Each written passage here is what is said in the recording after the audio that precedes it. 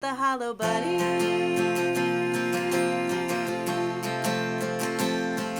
And we all feel hollow sometimes,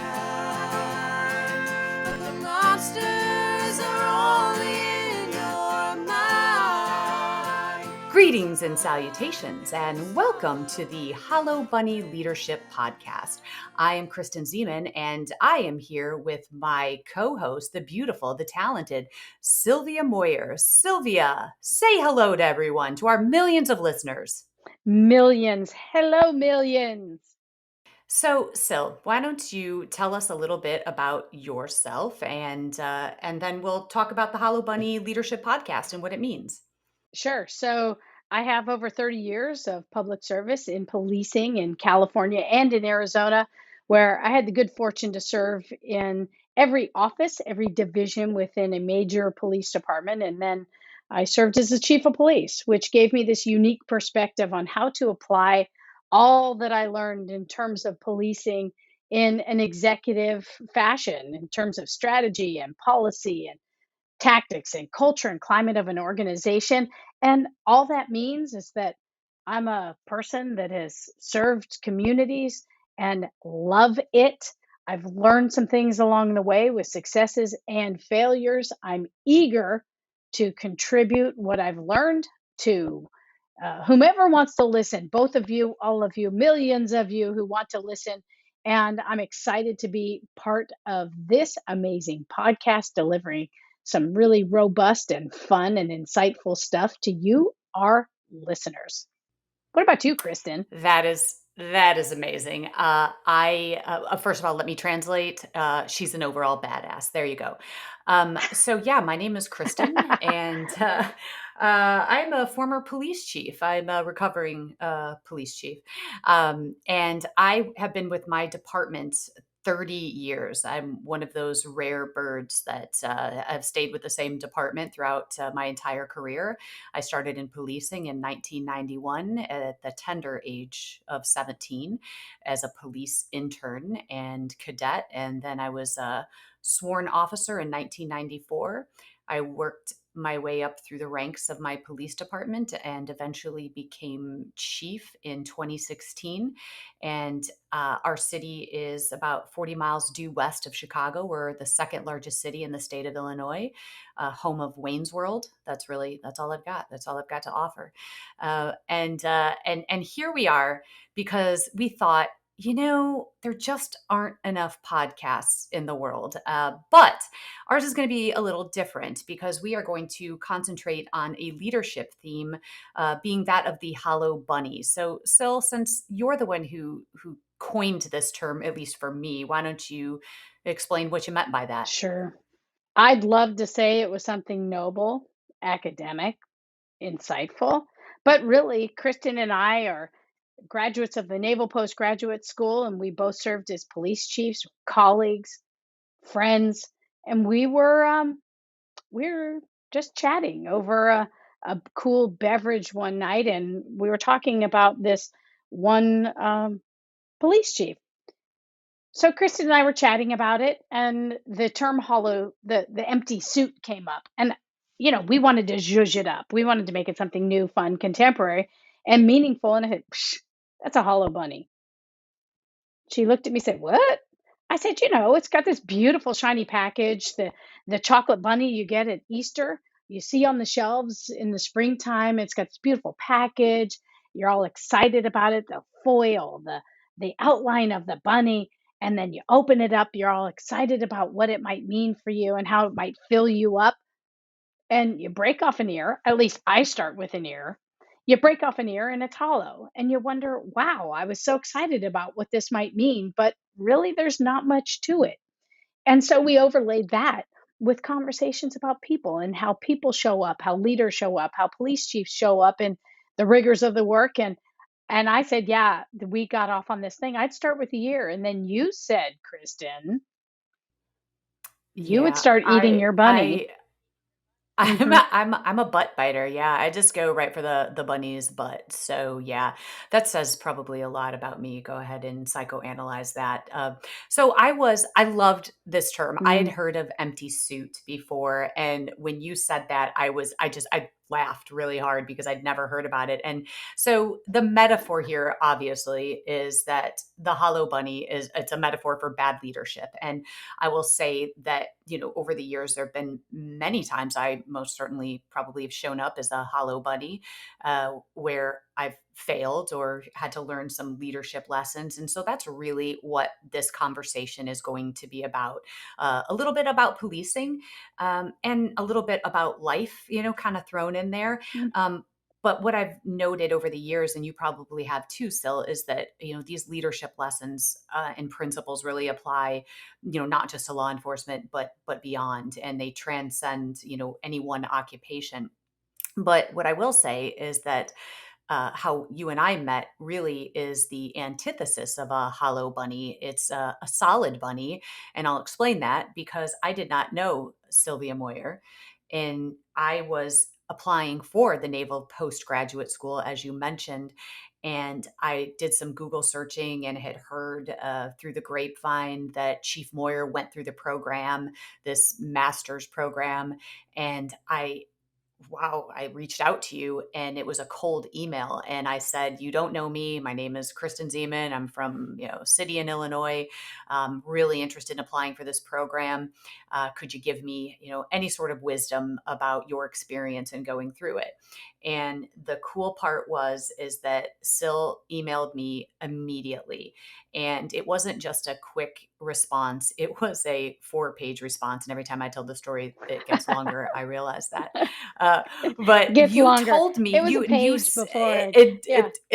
maybe it was a page, but in my mind it was a dissertation, Uh, and that's what I'm going with. So you're just going to have to run with that. But you took the time and you responded and you said not only, "Hey, here is how you get here's how you get accepted. Here are that, because you have to write 5 here it essays to get comes. in."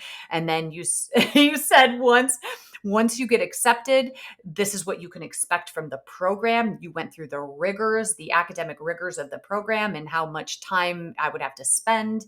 At that time I was a commander. So you really outlined that. Then you went on to outline even the weather in Monterey, California, by saying that I should probably layer up, because It's it gets important. cold and hot there. And I thought that was lovely. And then you told me that, just bring some trousers. And that stopped me. I was like, trousers. Who says trousers? You do. You say trousers. Uh, I love that story. And that I is do. when I To a fell in love lady, with I Chief say Moyer. trousers. I don't.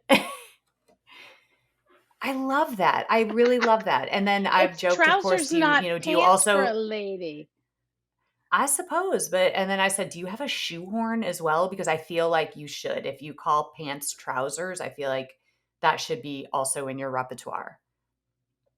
No, you don't. Come Okay. on, man. So Come on. that And is the for the opposite. people that are but for the people that are listening that have emailed me and I haven't emailed them back, they're flipping me off right now. They're like, "Oh, Yeah. that bitch didn't email me back." And, I She's a just had hollow it hit me bunny. at the right moment Yeah. where I had they're like, "Oh, she's hollow," but right. I mean, here's the deal. I didn't Google you or anything. You're a colleague, you're a woman in policing, you want to join the Naval Postgraduate School. You're so courageous, I think, to reach out. It's the right thing to do to help a sister out. And there's a special place in hell for women who don't support other women. So I didn't want to go to hell. Didn't want to go to hell. I love that. That's But it. I will And tell then you, look so, what's and that's come of why this.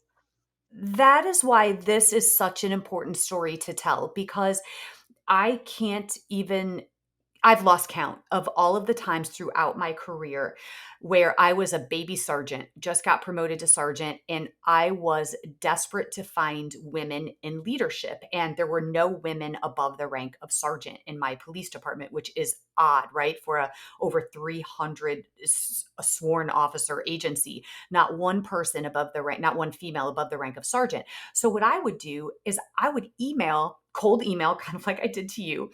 And I'm sure it was probably a pest, but it was like, hey, I'm a brand new sergeant and I'm just looking, for mentorship. And these were women from other police departments and chiefs. And still, I can't tell you how many of those emails went unanswered. And so it is a big deal. And I know you downplay it all of the time, but when you took the time to respond to me, a person from another state you'd never met before, and not only just respond, but give me such a detailed, overview of a program that I was about to embark in, I just never forgot that. And that is when you and I became friends because then I communicated to you through my journey. But after that, you Yeah. always made yourself available to me. And so, we've developed this friendship over the years and, never living near each other. But it started with that. And I love that you just said there's a special place in hell for women who don't help other women. And, Yeah. you know, this transcended. You invited me to speak at the Women's Law Enforcement Conference in California. And the first thing that you did was take me around and introduce me to a concept called Save a Seat for a Sister. And the whole Yes, I concept is did. clear. Go ahead, tell everybody what that is and how was that born? uh, It was born out of I was serving on the California Police Chiefs Association board. A beautiful, striking woman, 6 foot tall woman walked in, new chief. I had heard of her. Name's Jerry Williams. She walked in. I had put my bag on the seat next to me because I was on the board, and I got to sit at the inner table. Not like congratulatory, just was the function, the place I was sitting, and how I was serving. She walked in. She stopped. And my mama raised me right, Kristen Ziman. That is, make people feel welcome, connect with them, bring them in, and introduce them to people. Make people feel comfortable. It has nothing to do with me. It has to do with how I was raised. So I walked up to Jerry Williams, and I'm fun size. So I looked up and I said, "Hey, I'm Sylvia Moir. Saved you a seat." She said, "I don't know you." She thought I was creepy. Maybe how I thought you were creepy when you sent me an email. But so I brought her in. I gave her the seat. I took my delightful bag and put it on the floor, which is atrocious, but I did. And I said, "You're welcome here. You contribute. You do your thing. You need anything? Nudge me. We got this." And it was really, I started making that a habit. And it became save a seat for a sister, to give a woman a seat at the inner table when I had a seat at the inner table, the inner circle. Because a great guy told me one time, if you're not at the table, you're on the menu. So I didn't want more Mm, women to be on the menu. I wanted to give them a seat and give them an opportunity to earn that seat and earn that place in their contribution and earn it from the inner circle. So that was it. It was nothing noble. Talking about the Hollow Bunny wasn't mm, noble. It's just doing what's mm. right and the way that I was raised. And this is kind of what you and I are going to do in this gig, Kristen Zeman. We're going to talk about things like this.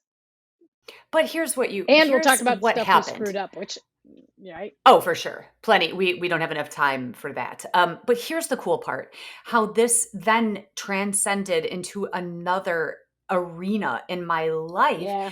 And I Yeah. I walk into the International Association of Chiefs of Police as a brand new committee member. I wasn't, I serve as the vice president at large of that organization now, but I was walking in as a committee member, and I walk into the room, and literally this woman waves me down and she says, "Hey, I saved you a seat." And I said, "You are?" And she said, "My name is Chief Cindy Renault." And I said, "You've got to be kidding me." I Yeah. said, "This is ridiculous. This is now the second time I have heard this, save a seat for a sister." And keep in mind, we are what, Hmm. 12% women. We are 12% of the law enforcement profession, but we are what, less than 1% at the executive level.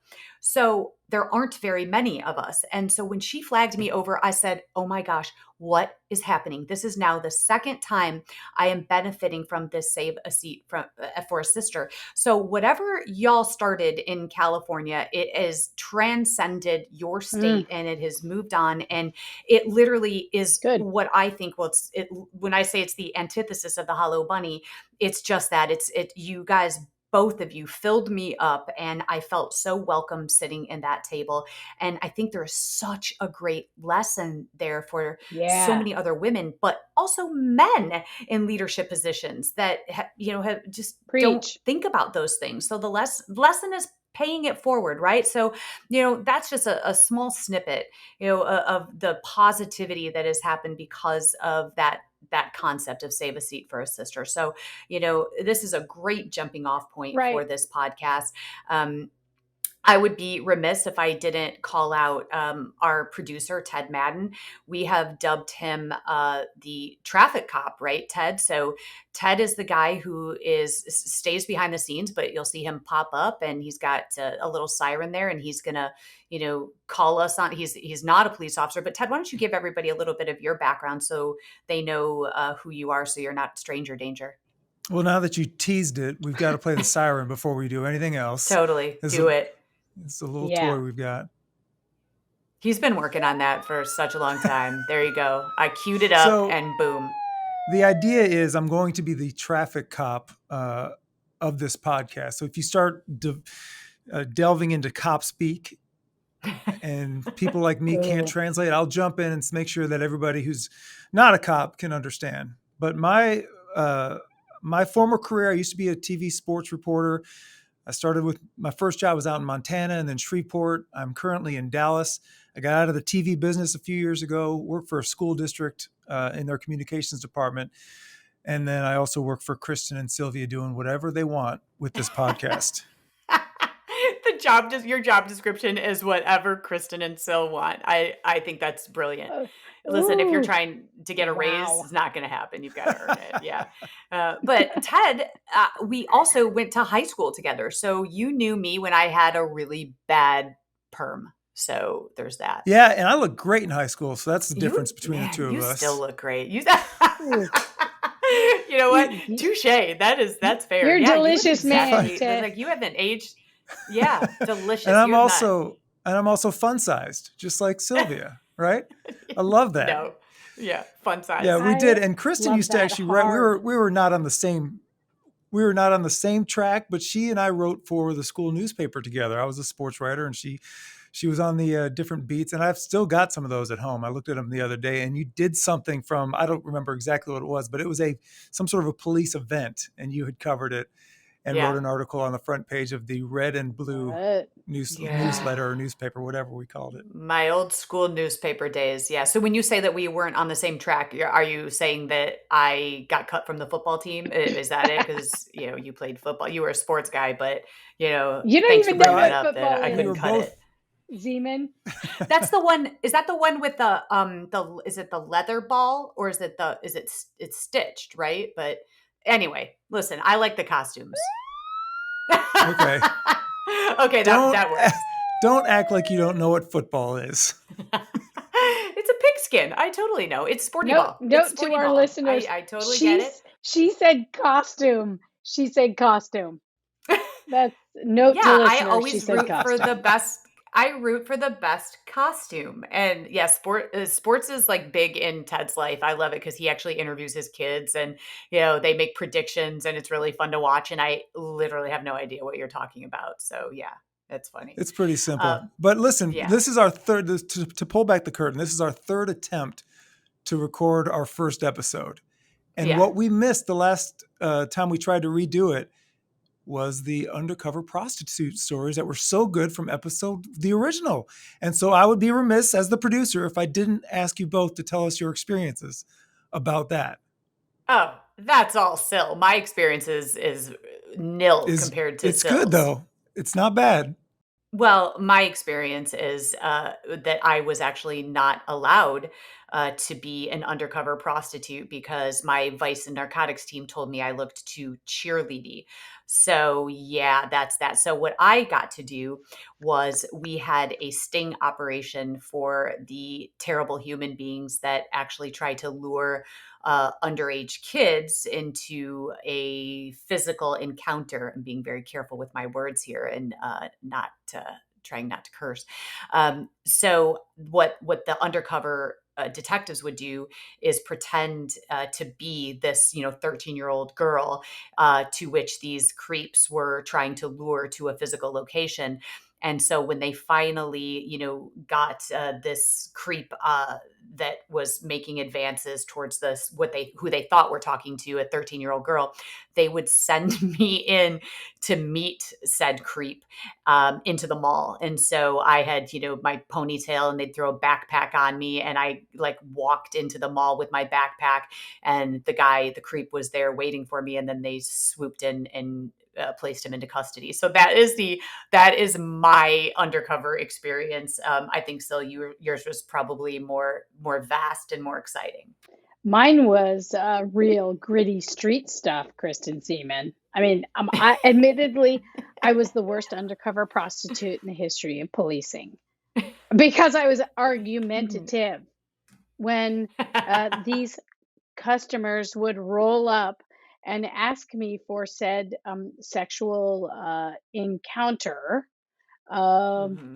I would ask what it meant. What does that mean? What exactly would I do? And what do you do? And I would just say that I pretty much got fired from being an undercover prostitute because I was argumentative. I wanted to know more. I wanted to get to Yeah. dialogue, to get through the meaning of the word, to really understand. It was really awful. I should have just said, "Yeah, dude, let's roll." So, Ted, Yeah. I'm not All right. sure our listeners are ready for the fully descriptive kind of uh, vision of what it would look like to see this on the streets. So, we'll just say I was really bad at it. And I needed to just get to yes, and I couldn't really get to yes very often. Can I leave it at that, Ted? Yeah, we're gonna let you Yes, I will skate. allow it. I will allow it. For the folks that are on this podcast that are listening, and thanks both of you. The real texture of this, Kristen and I travel around and really continue to contribute. So I'm coming to you from San Francisco in a hotel room right now. Kristen's in her beautiful home in Naples, Florida, and Ted's in Texas. And I like coming Yeah. to you from a hotel room because then Ted will Google it, find out exactly where I am, do a street view.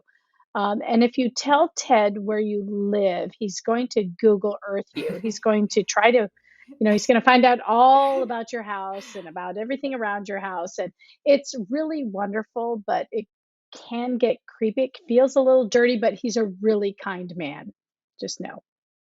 Ted, do you wanna offer a rebuttal there? Because that actually did happen.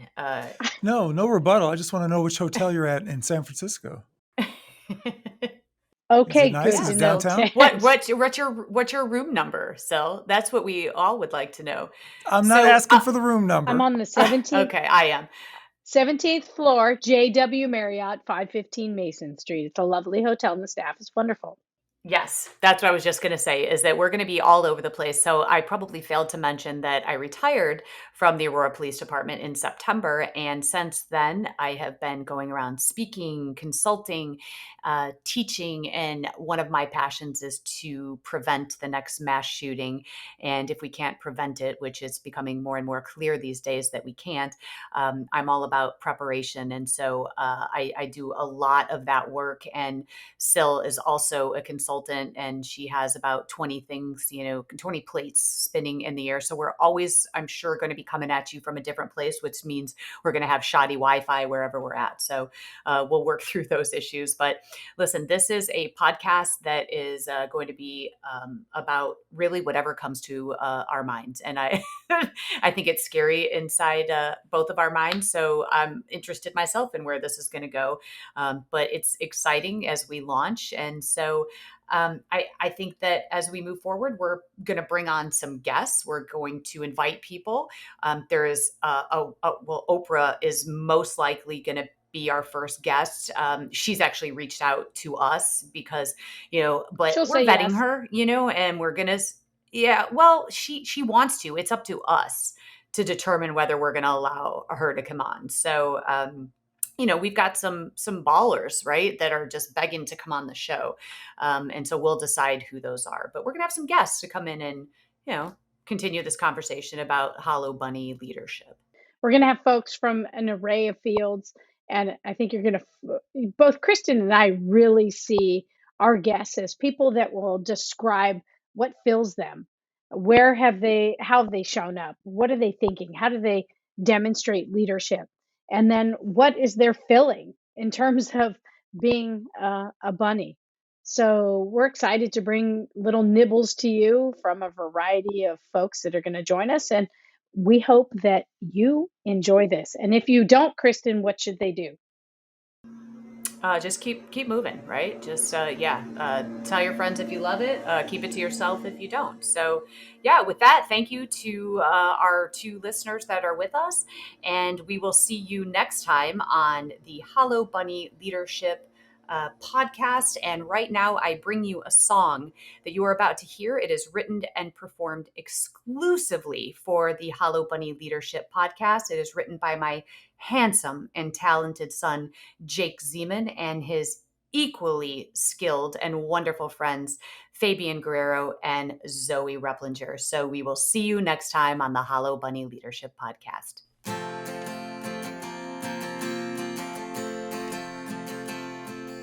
When you look inside, what do you find? Are you content to fall behind? When you lose your way and you've lost your why, have courage and get ready to fight the hollow bunny.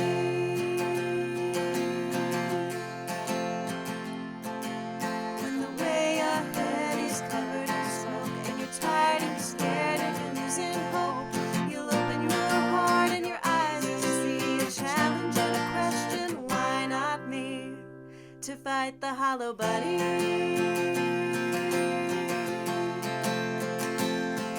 And we all feel hollow sometimes, but the monsters are only in your mind. It's a tough pill to swallow, but if you're brave and kind, you'll be alright. If you fight the hollow bunny.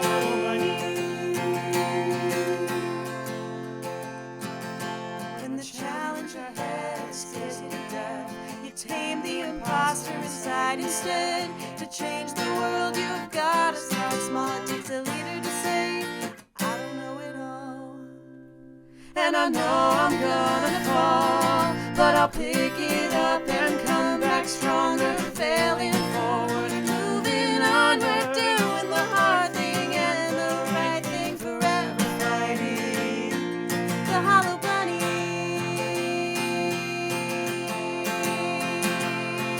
And we all feel hollow sometimes,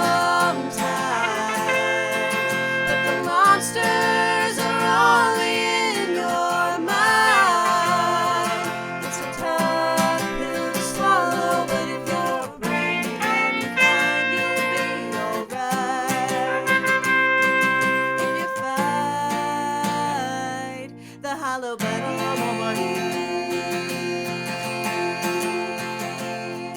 If you're tough on the outside but empty within, something's gonna crack, you've gotta start again. And we you're tough on the outside but empty within, something's gonna crack, you've gotta start again. The monster